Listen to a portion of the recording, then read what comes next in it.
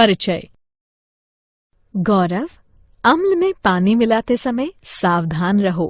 पानी मिलते समय अम्ल को हिलाते रहो। ऐसा क्यों मैम? मैं इन्हें सीधे सीधे क्यों नहीं मिला सकता? ऐसे तो बहुत समय लगेगा। हाँ, ये सच है कि इसमें समय लगेगा, किंतु तुम्हें इसे धीरे धीरे ही मिलाना चाहिए, अन्यथा तुम जल सकते हो। अरे हाँ, मुझे पात्र गर्म लग रहा है। ऐसा क्यों है मैम? बताती हूँ।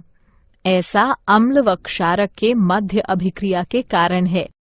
बच्चों, इस पाठ में हम अम्लों व क्षारकों के गुण धर्मों तथा लवणों के बारे में अध्ययन करेंगे।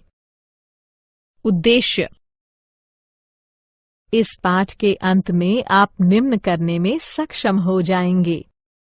अम्लों व क्षारकों के रासायनिक गुण धर्मों की व्याख्या करना, अम्लों व क्षारकों के सामान्य गुण धर्मों को पहचानना, अम्लों व क्षारकों की प्रबलता का वर्णन करना, लवणों की व्याख्या करना, अम्लों व क्षारकों के रासायनिक गुण धर्म।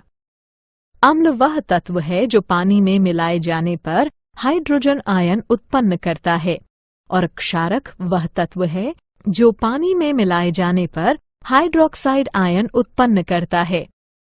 अम्ल व क्षारक दोनों ही के रासायनिक गुणधर्म भिन्न भिन्न होते हैं। आइए इनके गुण धर्मों का अध्ययन करते हैं। अम्लों व क्षारकों के रासायनिक गुण धर्म कुछ इस प्रकार हैं। गंधीय सूचक। मान लीजिए आपको 4 रसायन दिए जाते हैं और अम्ल या क्षारक के रूप में उनकी पहचान करने को कहा जाता है। आप कैसे पहचानेंगे? आइए पता लगाते हैं। हमारे पास गंधीय सूचक है जो बताते हैं कि कोई तत्व विशेष गंध में परिवर्तन के कारण अम्ल या क्षारक है।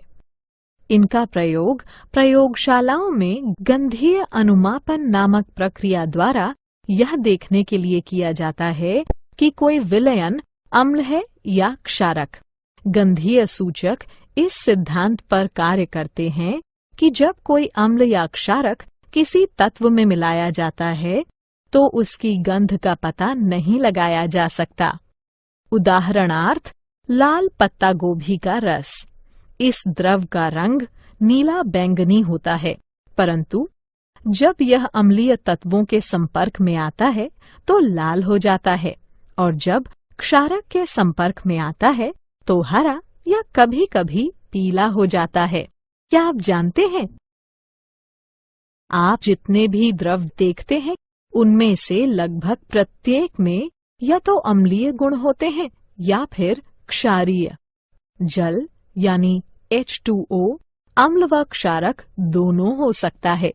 इसे कुछ अभिक्रियाओं में अम्ल माना जा सकता है, जबकि अन्य में क्षारक। जल अम्ल या क्षारक बनाने के लिए स्वयं के साथ भी अभिक्रिया कर सकता है। अम्लों व क्षारकों की अभिक्रियाएं।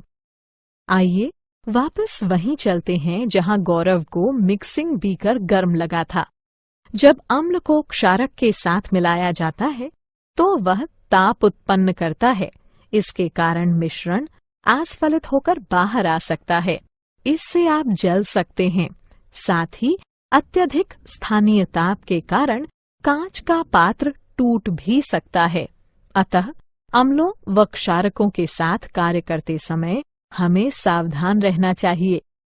आइए अब अम्लों व क्षारकों की धातुओं, धात्विक कार्बोनेटों व धात्विक हाइड्रोजन कार्बोनेटों के साथ परस्पर विभिन्न अभिक्रियाओं पर विचार करते हैं।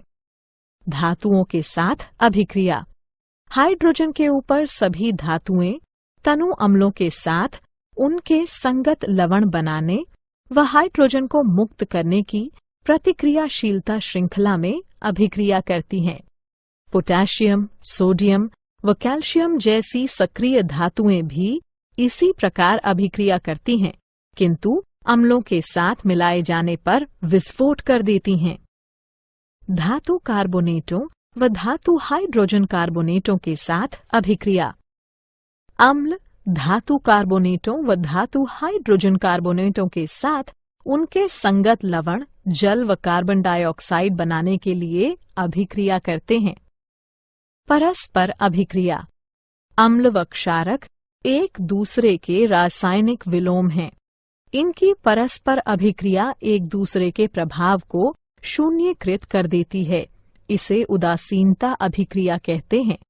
इस अभिक्रिया में किसी अम्ल को क्षारक के साथ मिलाया जाता है और ऐसा करने से जल का एक अणु तथा विशिष्ट लवण बनता है। धात्विक व अधात्विक ऑक्साइड की अभिक्रियाएं। अब जबकि आप देख चुके हैं कि अम्ल व क्षारक धातुओं व हाइड्रोजन कार्बोनेटों से तथा परस्पर कैसे अभिक्रिया करते हैं, आइए देखते हैं कि अम्ल धात्विक ऑक्साइडों के साथ तथा क्षारक अधात्विक ऑक्साइडों के साथ कैसे अभिक्रिया करते हैं। धात्विक ऑक्साइडों की अम्लों के साथ अभिक्रिया। वे ऑक्साइड जो हाइड्रोक्सिल आयनों को उनके अणुओं से संलग्न करते हैं, क्षारकीय ऑक्साइड कहलाते हैं। ये ऑक्साइड अम्लों के साथ अभिक्रिया करने पर उदासीन हो जाते हैं। क्षारकीय हाइड्रोक्साइड अम्ल, लवण तथा जल उत्पन्न करने के लिए उदासीनीकरण अभिक्रिया करते हैं। अधात्विक ऑक्साइडों की क्षारकों के साथ अभिक्रिया। कैल्शियम हाइड्रोक्साइड की कार्बन डाइऑक्साइड के साथ अभिक्रिया लवण तथा जल उत्पन्न करती है। ये अभिक्रिया क्षारकों व अम्लों के मध्य होने वाली अभिक्रिया के समान है। इससे सिद्ध होता है कि अधात्विक ऑक्साइडों की प्रकृति अम्लीय होती है। क्या आप जानते हैं, जब अम्ल व क्षारक परस्पर अभिक्रिया करते हैं तो वे जल उत्पन्न करते हैं। अम्ल H+ आयन उत्सर्जित करता है तथा क्षारक OH- आयन के साथ उसका संयोजन करके उसे ग्रहण करता है। यही कारण है कि अम्ल को प्रोटॉन दाता तथा क्षारक को प्रोटॉन स्वीकारक कहा जाता है।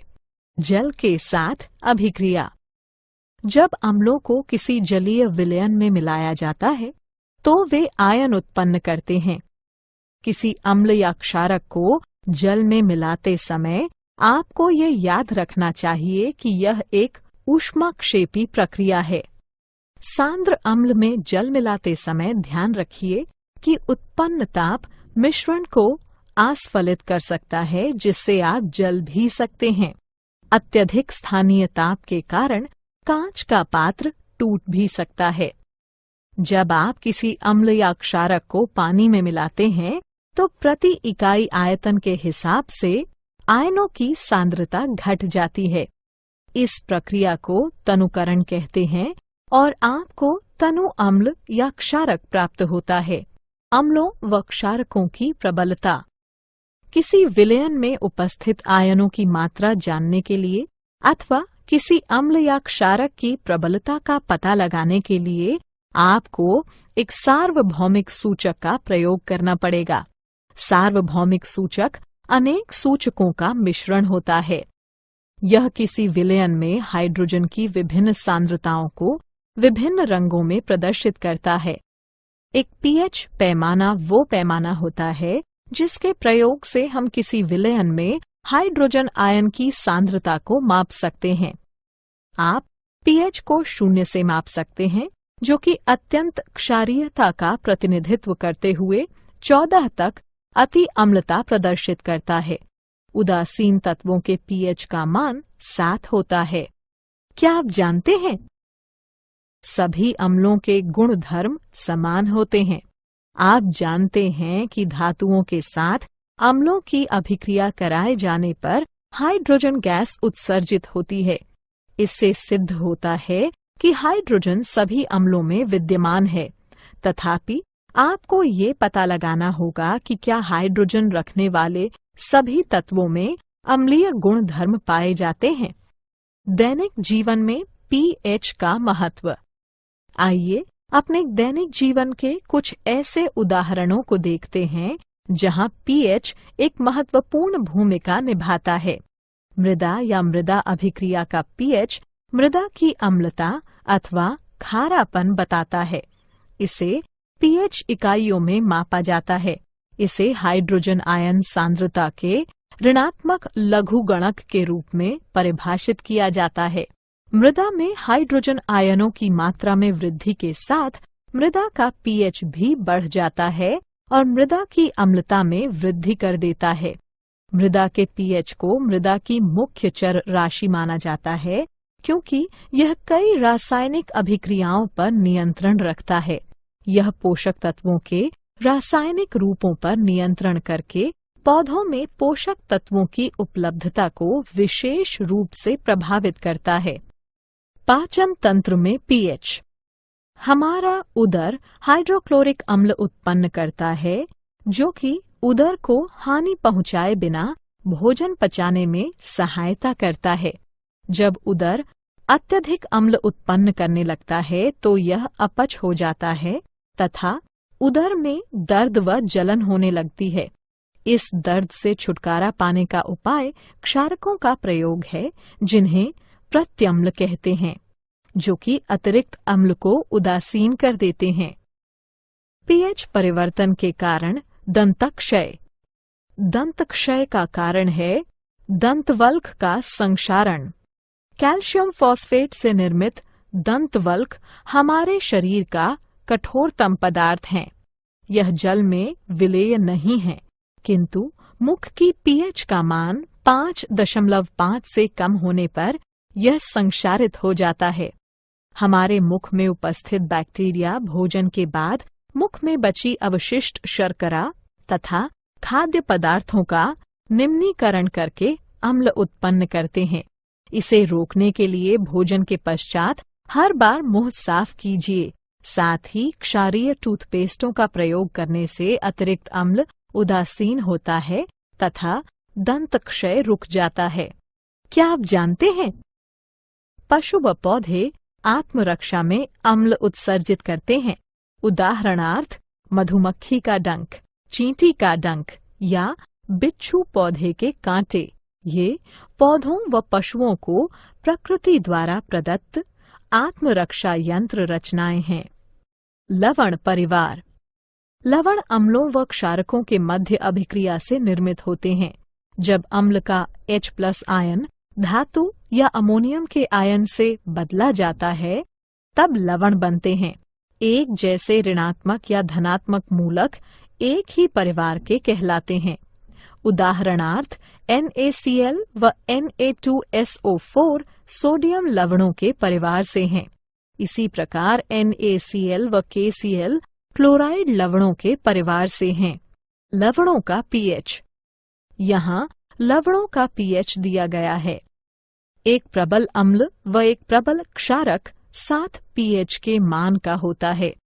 एक प्रबल अम्ल व एक दुर्बल क्षारक 7 से कम पीएच के मान का होता है। एक प्रबल क्षारक व एक दुर्बल अम्ल 7 से अधिक पीएच के मान का होता है। सामान्य लवणों से मिलने वाले रसायन। लवणों से प्राप्त होने वाले कुछ रसायन निम्नलिखित हैं। सामान्य नमक। सामान्य नमक, जिसका रासायनिक नाम सोडियम क्लोराइड है, एक आयनीय यौगिक है और इसका सूत्र NaCl है। इसी के कारण समुद्र का जल खारा होता है। खाद्य नमक का मुख्य अवयव होने के नाते यह एक मसाले व खाद्य परीक्षक के तौर पर सामान्यतः प्रयोग में लाया जाता है। Sodium hydroxide. सामान्यतः कास्टिक सोडे के नाम से पहचाने जाने वाले सोडियम हाइड्रोक्साइड का आणविक सूत्र NaOH है। यह एक उच्च प्रदाहक धात्विक क्षारक है जो कि तृणशय्या, पपड़ी, दाने तथा 50% संतृप्त विलयन के रूप में पाया जाता है। यह जल, इथेनॉल व मीथेनॉल में विलेय है। इसका प्रयोग एक प्रबल रासायनिक क्षारक के रूप में लुगदी व कागज, कपड़ा, पेयजल, साबुन तथा डिटर्जेंट बनाने में तथा एक ड्रेन क्लीनर के रूप में किया जाता है। विरंजक चूर्ण। विरंजक चूर्ण, जिसका रासायनिक नाम कैल्शियम हाइपोक्लोराइट तथा सूत्र CaClO2 है, एक रासायनिक यौगिक है। मुख्य रूप से इसका प्रयोग जल शोधन हेतु तथा एक विरंजन कारक के रूप में किया जाता है। यह एक सापेक्षिक रूप से स्थिर रसायन है और इसमें सोडियम हाइपोक्लोराइट की अपेक्षा क्लोरीन अधिक पाई जाती है। खावन सोडा। खावन सोडा के नाम से प्रसिद्ध सोडियम बाइकार्बोनेट तथा सोडियम हाइड्रोजन कार्बोनेट एक रासायनिक यौगिक है जिसका NaHCO3 है। यह एक श्वेत ठोस है जो कि क्रिस्टलीय है, किंतु एक महीन चूर्ण जैसा दिखाई देता है। इसका स्वाद एल्का नमकीन एल्कलाइन होता है। धावन सोडा। धावन सोडा या सोडा भस्म के नाम से प्रसिद्ध सोडियम कार्बोनेट, जिसका रासायनिक सूत्र Na2CO3 है, एक सोडियम लवण है। इसे वाटर सॉफ्टनर के तौर में प्रयोग में लाए जाने के कारण घर घर जाना जाता है। यह विभिन्न पौधों की भस्म से निष्कर्षित किया जा सकता है। यह लवण व चूना पत्थर से बड़ी मात्रा में संश्लेषण द्वारा प्राप्त किया जाता है। क्या आप जानते हैं, क्रिस्टलीकरण का जल वो जल है जो क्रिस्टलों में पाया जाता है। यह क्रिस्टलीय गुणधर्मों के संभरण में आवश्यक है, किंतु पर्याप्त ऊष्मा द्वारा हटाए जाने में समर्थ है। यह किसी दिए गए तापमान पर निश्चित लवणों द्वारा छोड़े गए जल का कुल भार होता है। सारांश। आइए हमने जो कुछ सीखा है उसे संक्षेप में दोहराएं। अम्ल वो पदार्थ है जो जल में मिलाए जाने पर हाइड्रोजन आयन उत्पन्न करता है, जबकि क्षारक वो पदार्थ है जो जल में मिलाए जाने पर हाइड्रोक्साइड आयन उत्पन्न करता है। गंधीय सूचक पदार्थ विशेष की गंध में परिवर्तन के द्वारा ये बताते हैं कि वह पदार्थ अम्ल है या क्षारक। आप जो भी द्रव देखते हैं उसमें या तो अम्लीय लक्षण होंगे या फिर क्षारकीय। हाइड्रोजन से ऊपर सभी धातुएं अपने अपने लवण बनाने व हाइड्रोजन को मुक्त करने के लिए अभिक्रियाशीलता श्रृंखला में तनु अम्लों के साथ प्रतिक्रिया करती हैं। अम्ल कार्बोनेटों व हाइड्रोजन कार्बोनेटों के साथ उनके लवण, जल व कार्बन डाइऑक्साइड बनाने के लिए प्रतिक्रिया करते हैं। अम्ल व क्षारक एक दूसरे के रासायनिक विलोम हैं। अम्लों को जब जलीय विलयन में मिलाया जाता है तो वे आयन उत्पन्न करते हैं। pH स्केल किसी मिश्रण में हाइड्रोजन आयन सांद्रता मापने का पैमाना है। लवण अम्लों व क्षारकों के मध्य अभिक्रिया के कारण उत्पन्न होते हैं।